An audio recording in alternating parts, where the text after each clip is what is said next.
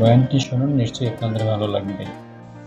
যখনই রাসূল সাল্লাল্লাহু আলাইহি ওয়াসাল্লামের মনে কষ্ট, তিনি চিন্তিত, তখনই আল্লাহ তাআলা ওনাকে হ্যাপি করেছেন। কাইন্ড অফ রাসূলকে হ্যাপি করাই আল্লাহর কাজ, আল্লাহর হাবিব সাল্লাল্লাহু আলাইহি ওয়াসাল্লামকে হ্যাপি করাই আল্লাহ তাআলার কাজ। দেখেন কিভাবে আল্লাহ তাআলা আল্লাহর হাবিব সাল্লাল্লাহু আলাইহি ওয়াসাল্লামকে হ্যাপি করেছেন, একটু খেয়াল করে দেখেন।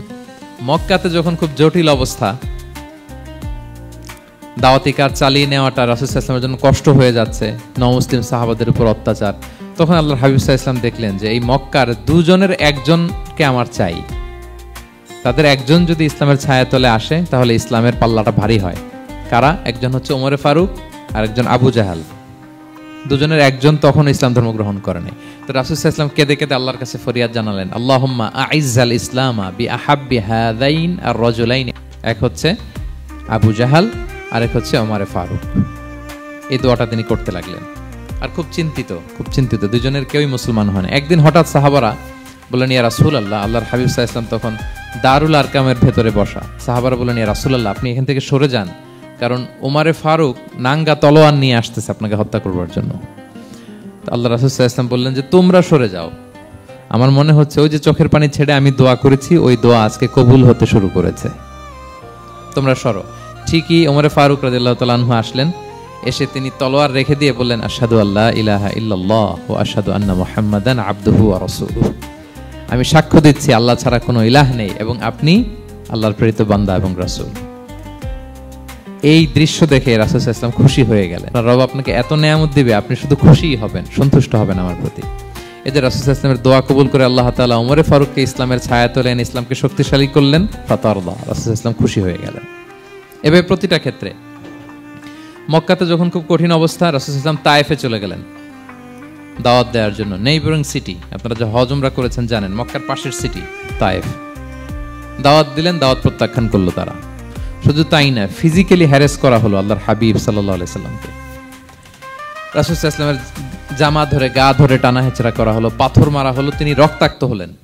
আল্লাহর হাবিব সাল্লাল্লাহু আলাইহি ওয়াসাল্লাম বললেন, না, আমি আশা করি তাদের পরবর্তী নেক্সট জেনারেশনের কেউ না কেউ পড়বে লা ইলাহা ইল্লাল্লাহ মুহাম্মাদুর রাসূলুল্লাহ। তাই হয়েছে। এখন তায়েফে যান, শুধু মসজিদ আর মসজিদ, মসজিদ আর মসজিদ। কি চমৎকার পরিবেশ! তায়েফে গেলে মনেই হবে না আরব দেশ। বৃষ্টি হয় প্রতিদিন, অনেক চাষাবাদ হয়, চমৎকার এলাকা। রাসূল সাল্লাল্লাহু আলাইহি ওয়াসাল্লামের দোয়ার বরকত। তো তায়েফবাসী দাওয়াত প্রত্যাখ্যান করলো। রাসূল সাল্লাল্লাহু আলাইহি ওয়াসাল্লাম গায়ের রক্ত পরিষ্কার করে নাখলা নামক খেজুরের বাগানে যায়েদ রাদিয়াল্লাহু তাআলা আনহুকে ফজরের নামাজ পড়তেছিলেন। আল্লাহর হাবিব সাল্লাল্লাহু আলাইহি ওয়াসাল্লাম যখন ফজরের সালাতে তেলাওয়াত করতে লাগলেন, একদল জিন পাশ দিয়ে যাচ্ছিল। তারা তাদের এলাকায় যেয়ে বলল, ইন্না সামি'না কুরআনান আজাবা ইয়াহদি ইলা রুশদি ফাআমান্না বিহি। জিনেরা আগে আকাশের উপরে উঠে ফেরেশতারা কি বলে চুরি করে শুনে আসতো। হঠাৎ জিনেরা আর উপরে যেতে পারে না, উপরে যেতে চাইলেই ফাআতবাআহু শিহাবুন সাকিব, আগুনের পাথর মারা হয়। ঘটনা কি? সব জিনেরা বৈঠক বসালো। ঘটনা কি? আগে কত তথ্য আগেই জেনে যেতাম, জেনে গণকদেরকে বলতাম, গণকরা আমাদেরকে ধন্যবাদ জানাইতো। তো এখন তো আসমানের সিকিউরিটি এত বেড়ে গেল কেন? কারণ কি? ওই যে শেষ নবী আসার কথা যে মনে হয় চলে আসছে, দেখো তো কোথায় আসছে উনি। খুঁজতে খুঁজতে খুঁজতে একদল ওই দিন ফজরের সময় আল্লাহর হাবিব সাল্লাল্লাহু আলাইহি ওয়াসাল্লাম রক্তাক্ত হয়ে ফজরের সালাত যখন পড়তেছেন, ওই কোরআন তেলাওয়াত শুনে তারা এলাকায় যেয়ে বলল যে ইন্না সামি'না কুরআনান আজাবা, এক আজীব কোরআন শুনে আসছি, ইয়াহদি ইলা রুশদি, এই কোরআন মানুষকে হেদায়েতের পথে নিয়ে যায়। ফাআমান্না বিহি, আমরা ঈমান এনে ফেললাম। সুবহানাল্লাহ পড়েন। তো রাসূল সাল্লাল্লাহু আলাইহি ওয়াসাল্লাম তো এটা জানেন না। আল্লাহ তাআলা জিবরাইল মারফত জানালেন যে হে নবী, আপনি এসেছিলেন ম্যানকাইন্ডকে দাওয়াত দিতে তায়েফের, তারা দাওয়াত গ্রহণ করে নাই, ম্যানকাইন্ড রিজেক্ট করেছে। কিন্তু আরেকটা জাতি আছে যাদেরকে আপনি দেখেন না, তাদেরকে বলে জিন কাইন্ড, মানে জিন জাতি। পুরো জিন জাতি কালিমা পড়ে মুসলমান হয়ে গিয়েছে নবী। বলে সাউফা ইউতিকা রাব্বুকা ফাতারদা, নবী আপনার রব আপনাকে এত নেয়ামত দিবেন আপনি খুশি হয়ে যাবেন। নবী সাল্লাল্লাহু আলাইহি ওয়াসাল্লাম ওইখানে আবার খুশি হয়ে গেলেন, রক্তাক্ত, ইনজুর্ড।